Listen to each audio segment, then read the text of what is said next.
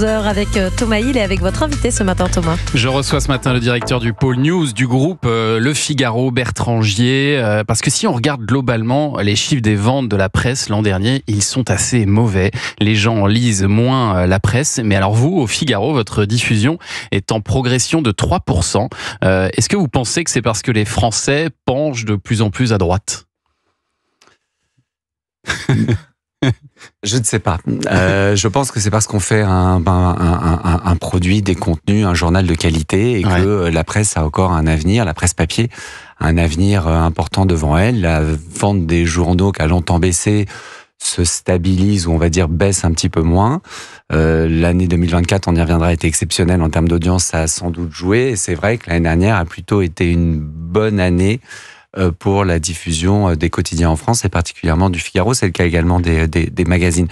Maintenant, c'est par l'actu aussi. Oui, l'actualité, c'est sûr que puisqu'on parle d'audience, on peut dire un mot sur l'année 2024 qui a été particulièrement forte, particulièrement riche. On a eu des audiences extrêmement importantes sur le Figaro.fr. Vous savez que c'est quand même une grande partie maintenant de nos activités. On publie 450-500 articles par jour sur le Figaro.fr. Alors qu'un quotidien, c'est une soixantaine d'articles. Et donc, le Figaro.fr, qui est majoritairement premier site d'actualité en France, a battu tous ses records l'année dernière, 210 millions de visites par mois en moyenne, c'est 7 millions par jour, c'est 4 millions, c'est plus de 4 millions de personnes qui chaque jour viennent sur le site du Figaro.fr. Donc c'est vraiment extrêmement important. Donc l'actu y est pour beaucoup. Bien entendu, on a eu une année hyper riche. Politiquement, politique, la dissolution, les Jeux Olympiques, les crises évidemment au Moyen-Orient, en Ukraine, les élections aux États-Unis, des faits divers. C'est dû à ça, mais c'est dû aussi, j'en suis convaincu, c'est lié forcément au talent de nos journalistes et au travail formidable de nos équipes qui s'adaptent. Si on regarde, Bertrand Gier, les abonnés papier et numérique, si on les rassemble, même si c'est pas du tout le même prix évidemment, vous avez 400 000 abonnés aujourd'hui au Figaro. Vous êtes le deuxième quotidien national le plus diffusé en France, derrière Le Monde, c'est ça ? Il y a encore une grande marche pour aller les rattraper ? Non, il n'y a pas une très grande marge. La question n'est pas forcément de savoir si on va les rattraper ou pas les rattraper. Nous, on s'intéresse à nous-mêmes. Et ce qui compte pour nous, c'est, c'est notre couloir, c'est notre ligne de nage, et c'est de travailler sur le développement de nos abonnés. Et effectivement, les abonnements numériques sont un enjeu extrêmement important puisque on a besoin de ressources financières, on a besoin de monétiser cette audience. La publicité sur le numérique, vous le savez, c'est compliqué. L'omnipotence des plateformes, les coûts qui sont en baisse, etc. Donc, un des moyens de monétiser notre audience, c'est les abonnements numériques. Qu'est-ce que représente encore le papier dans votre chiffre d'affaires aujourd'hui au Figaro ? Pour la marque Figaro, c'est à peu près la moitié. D'accord. Et le reste étant le numérique. Pour l'année 2024, sur le Figaro, sur l'année 2024, sur le Figaro, on a fait à peu près la moitié de notre chiffre d'affaires sur le numérique, donc c'est plutôt une performance intéressante. Et on a fait plus de 60% de nos revenus à travers ce qu'on appelle les revenus lecteurs, c'est-à-dire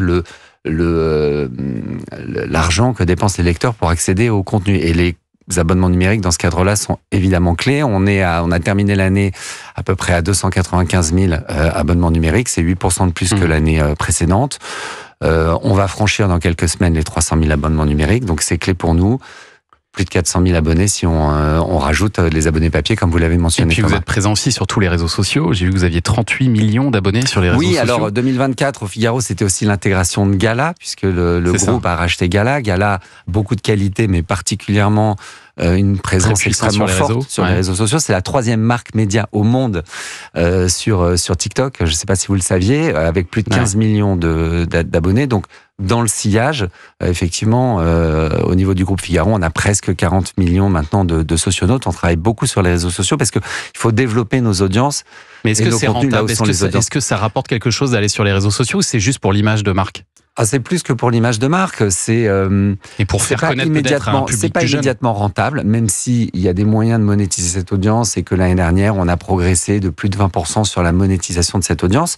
Mais en tant que média, notre objectif, c'est vraiment de diffuser nos contenus. C'est ce qu'on appelle l'omnicanalité, partout, dans tous les canaux, sur les réseaux sociaux, sur la vidéo, sur le son, sur l'audio, à la radio. Et donc, les réseaux sociaux en font partie. Il y a une grande partie des Français qui ne consultent que les réseaux sociaux et il faut évidemment déployer nos contenus En fait, de ce que j'ai compris de vos chiffres, le seul Figaro qui perd de l'argent aujourd'hui, c'est le Figaro papier, c'est ça ?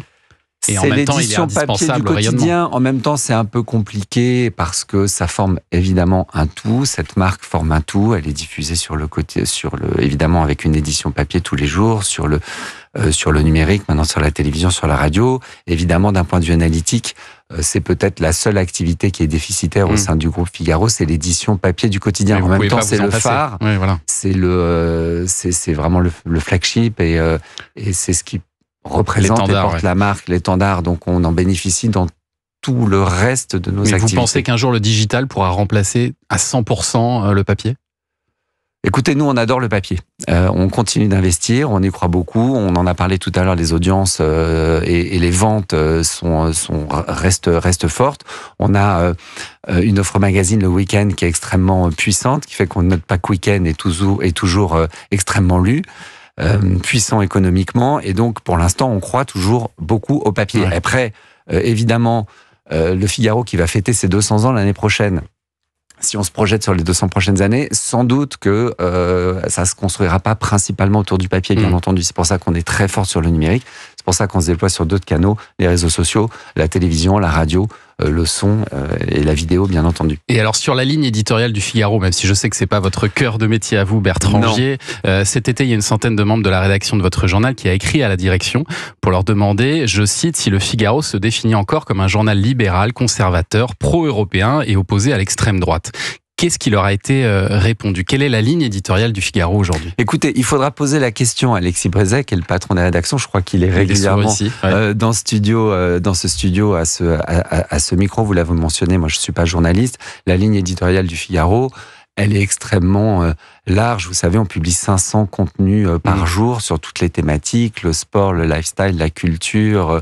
Alors évidemment, la politique, l'international, sur des sujets, l'opinion qui peuvent être effectivement parfois peut-être un petit peu plus clivants, mais d'une manière générale, elle est extrêmement large, extrêmement vaste. C'est pour ça que, notamment sur le site, on a 23-24 millions de visiteurs uniques chaque mois, ce qui fait de nous le premier site d'actualité en France. Je pense qu'il n'y a pas 24 ou 25 millions de Français qui chaque mois viennent lire une actualité clivante. Donc elle est surtout extrêmement pertinente, fiable et large.